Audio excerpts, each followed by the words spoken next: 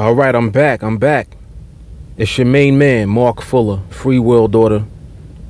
I got a very interesting and thought-provoking and probably controversial topic for you all today, and we need to get into it because religion and God is probably the most prominent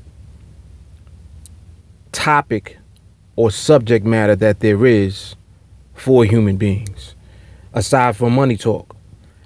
So we're going to get into it. I have some good questions. The topic of this video is, when people pray,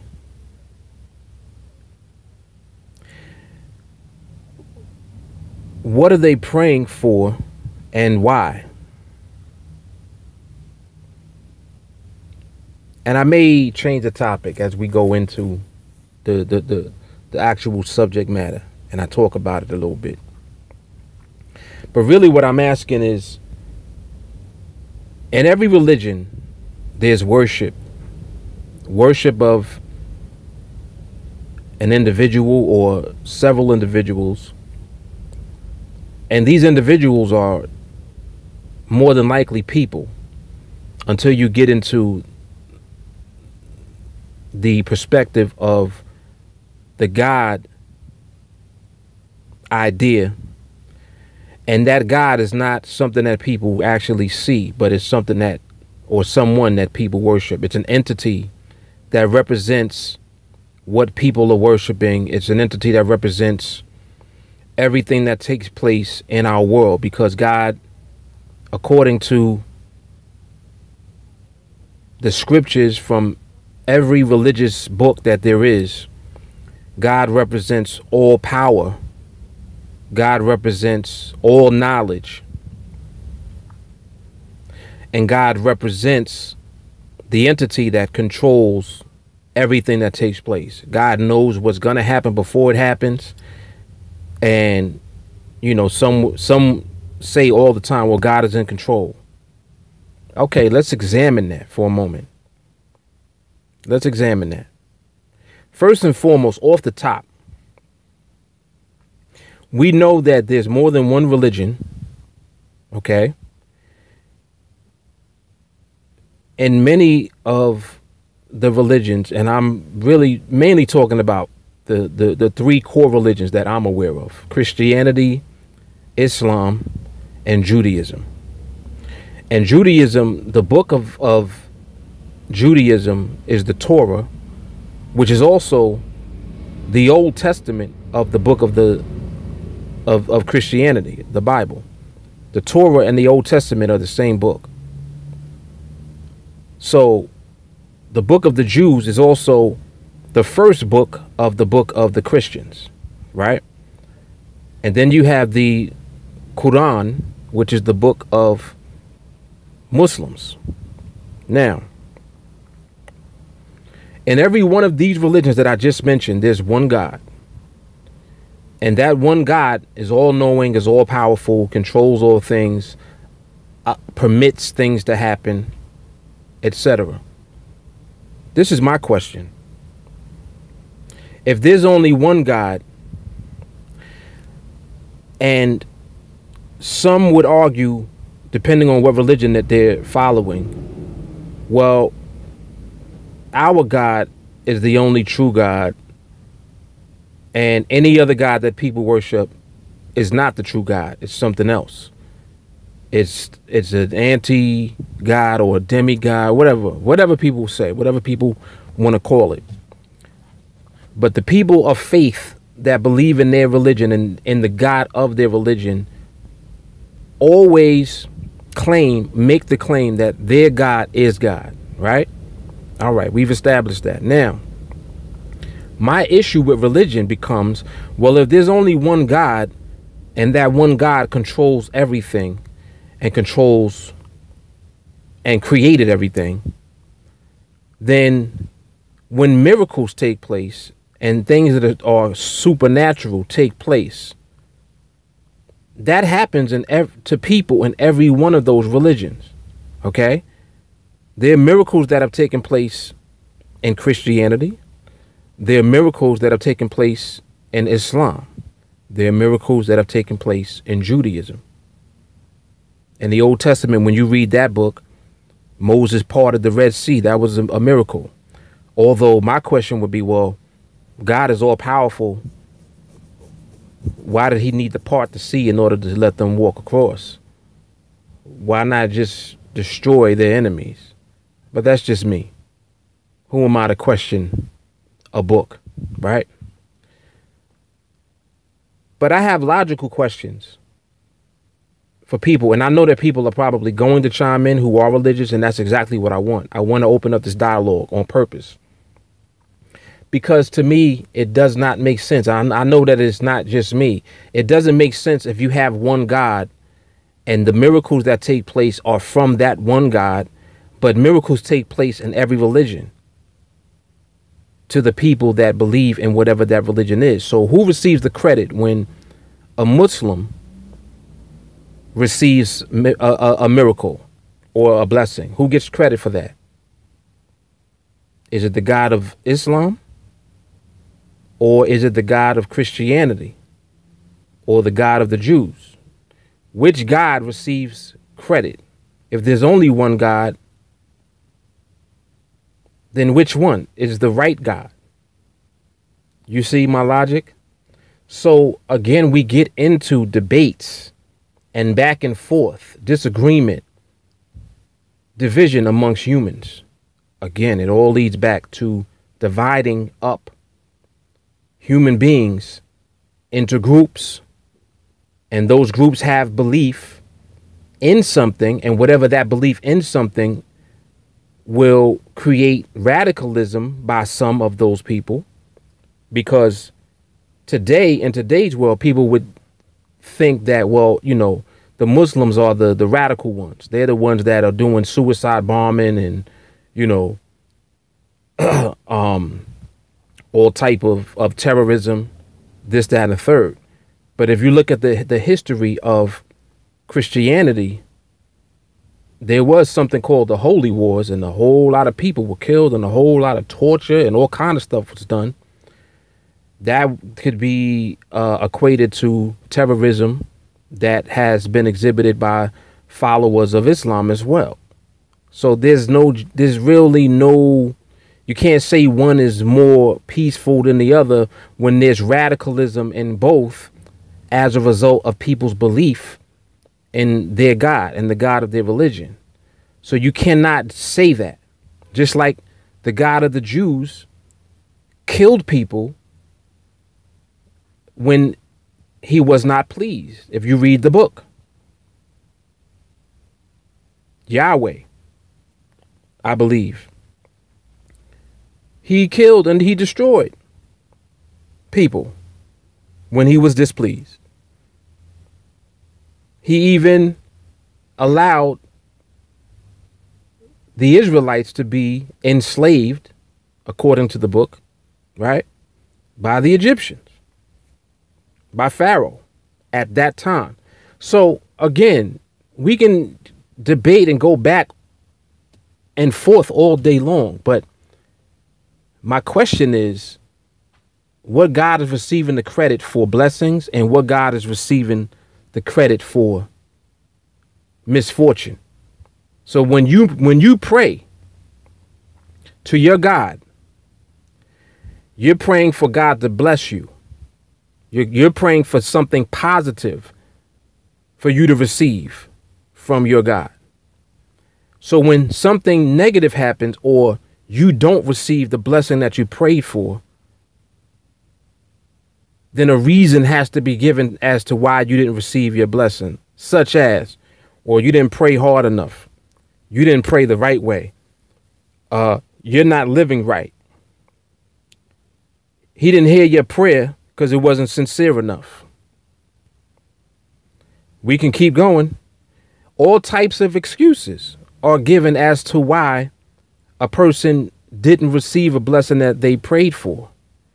But then when something good does happen, you give all of the credit to God, to the God that you pray to, right? And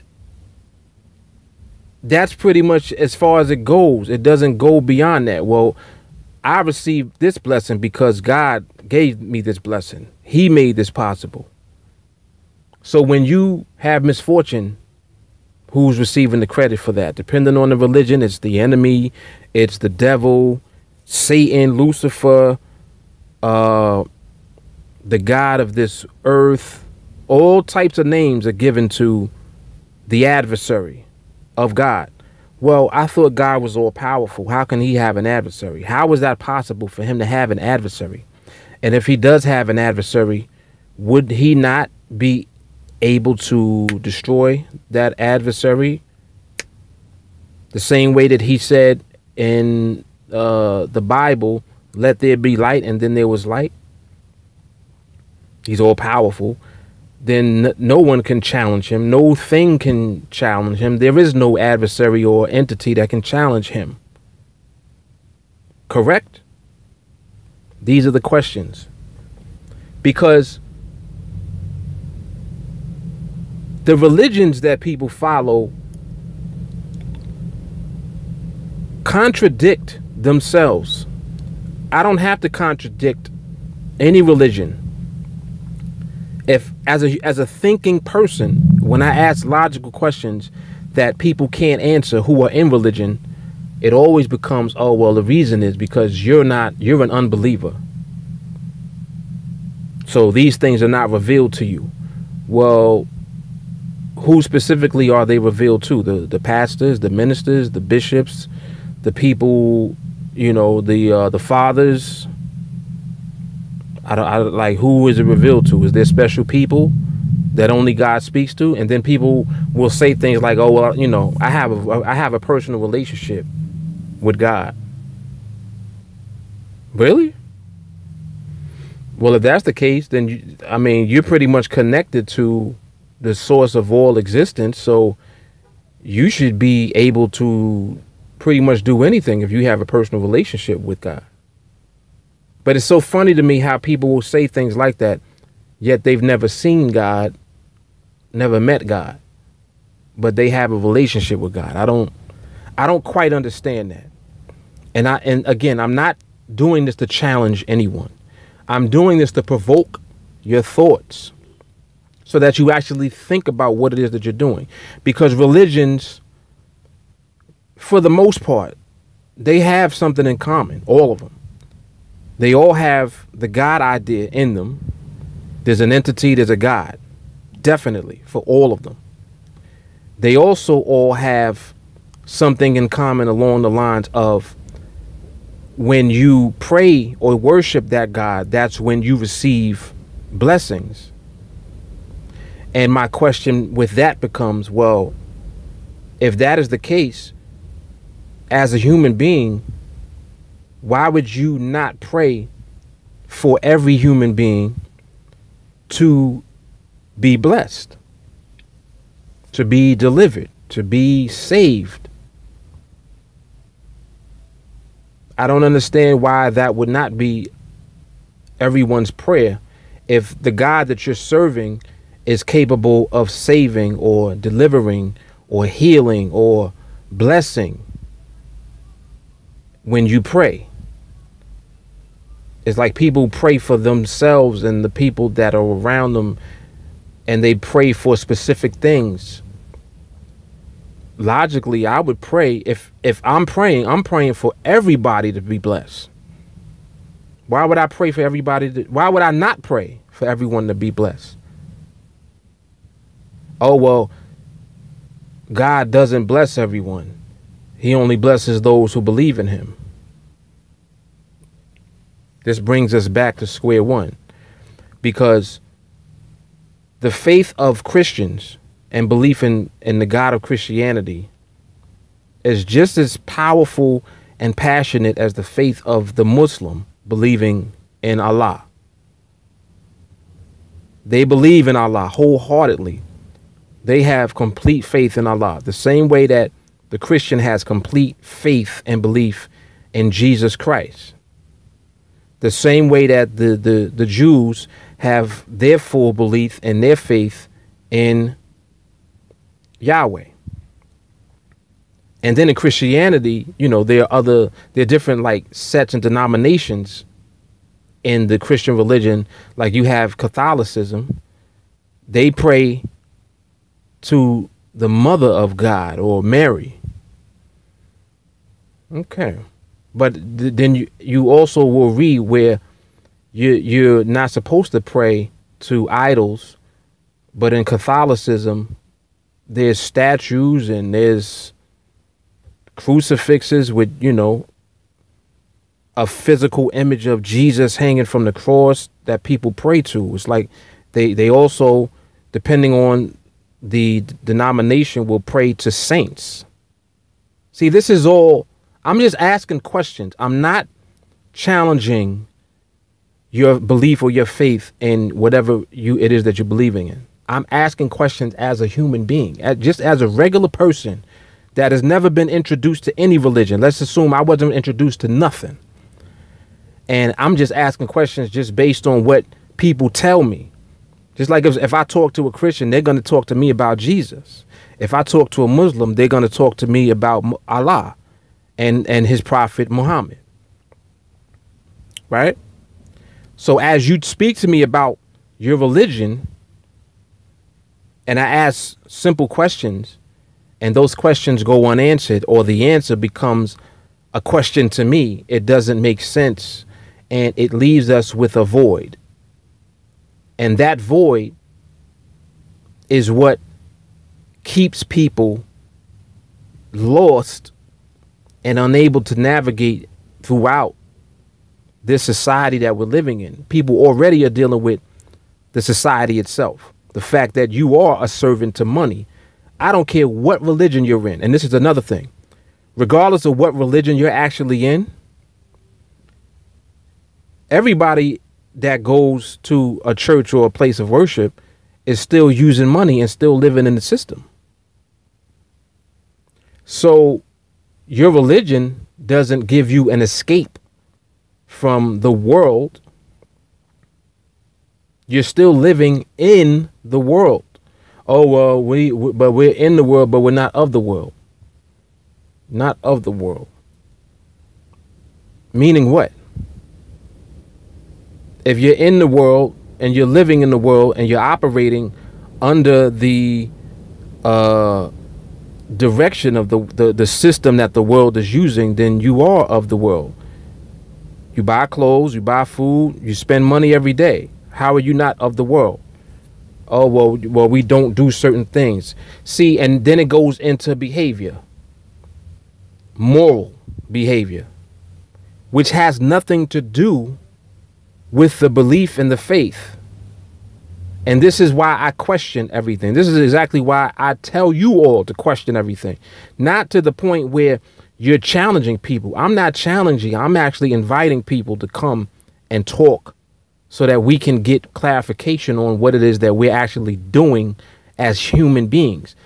Regardless of what your religion is and your belief system is, as human beings, we all face the same problems. And those problems are not created because of the religion that you're not in. Oh, well, the reason that you're experiencing that is because, you don't believe in God. Well, you do believe in God, but you're still in the same system that I'm living in. You still got a job just like me. You still got to pay bills just like me. Oh, well, God provides all of my needs. God provides your needs, or is it because you have a job and you get a paycheck and you get enough money to pay your bills? Oh, well, God gave me the job in the first place. So the people that don't believe in your God, that have a job, who gave them their job? I don't you see what I'm saying? Well, God gives me favor because I believe in him. Well, if you're praying for favor in a system that is already corrupted, I don't understand that. Why would you pray to have favor in a system that is corrupted already? Why do you need favor in the system? Is it because the system is unfair? Because in order for you to receive favor, that means someone else would have to be out of favor. To me, that doesn't represent God-like quality, because if every person is considered to be a child of God, and see, this is another argument that presents itself in different religions, or where everyone's not God's child. Everyone walking on the earth is a human being that came from a human being. Are we not all connected? So just because you were born on the other side of the planet and your skin color is different, you're not human? You are human. See, this is all proving what it is that I'm asking. Again, if you are praying to a God that you don't see for something inside of a system that you do see every day, then why would you pray for something inside of a system if that system does not belong to God? People will say things like, well, you know, money is evil. Money is the root of all evil. The love of money is the root of all evil. If you know that, why are you praying for more money? Logical question. I'm not asking nothing crazy. Well, because we need money. Of course we need money. But you just said, according to scripture, that money or the love of money is the root of all evil, yet you pray for God to bless you with more money. I don't get it. My question again, why would you not pray for God to remove the system that's not his? If you know God didn't create the system that we're all living in, wouldn't your prayer be for God to remove that system and replace it with his system? I'm just saying. If we examine the Lord's Prayer, the prayer that Jesus gave to the disciples, that's in the Bible, when he starts off, he says, Our Father who art in heaven, hallowed be thy name, thy kingdom come. Now we're getting somewhere, aren't we? And I don't understand how people don't look at this. I don't get it. If he says, thy kingdom come, what is he praying for? He's praying for God's kingdom to come where? To the earth, to the planet, for God's kingdom, for God's system to be on earth. Listen to what else he says. Thy kingdom come, thy will be done on earth as it is where? In heaven. Does that not sum it all up? And I can end the video right there. But I want to present this because I've given this so much thought. I was raised as a Christian. And I have questions. And the questions that I have is coming from someone that was fed Christianity from a baby. Okay? The same way that if you're brought up in Islam, you're fed that religion and you're indoctrinated into that from birth. You're born into it. So it's something that your parents believe. It's their belief system and they give it to you.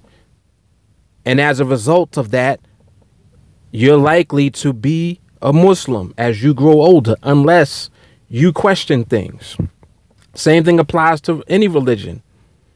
You're gonna practice and believe in whatever your parents practice and believe in until you question it.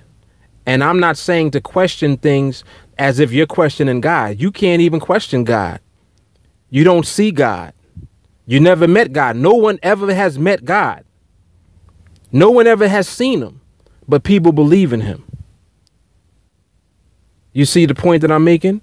And then there are different gods, depending on what religion we're talking about. So are we talking about one God, or are we talking about different gods depending on the faith and the religion of men?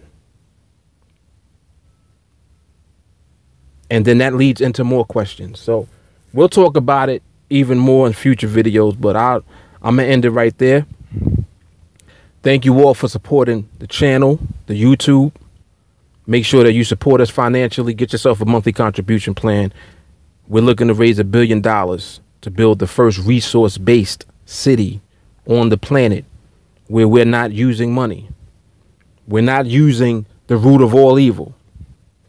Instead, we're using the resources of the planet that God created, because God didn't create money, yet he created a planet that provides for every person on it and all the animals and nature itself.